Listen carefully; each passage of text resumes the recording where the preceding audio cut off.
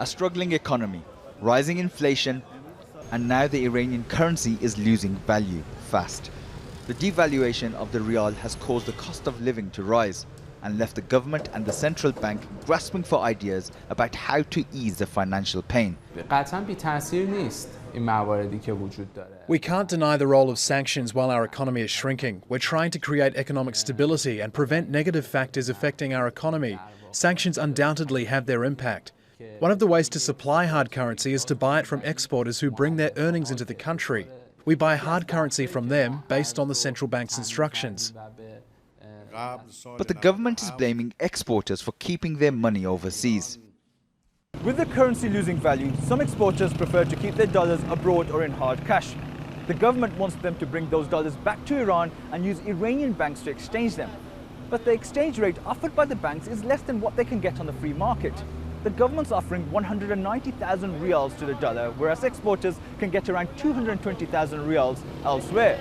It's that lack of access to foreign currency that's one of the factors driving the devaluation of the rial.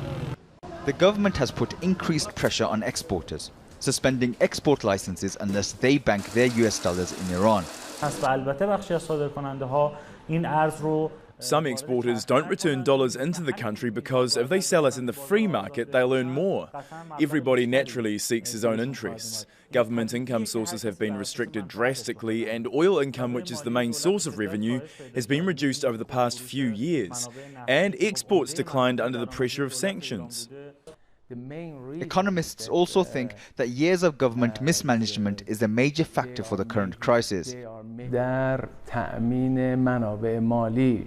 the government's inability to find new financial sources, when oil revenues dropped, they again raised exchange rates in order to fill their budget gaps. That is the reason for the current turmoil. Government leaders say they're confident the rial will claw back any losses, but with unfavorable exchange rates offered by the central bank, there's little incentive for businesses to use the banking system to sell their dollars, raising the prospect of the rial sinking ever further. Asad Beg, Al Jazeera, Tehran.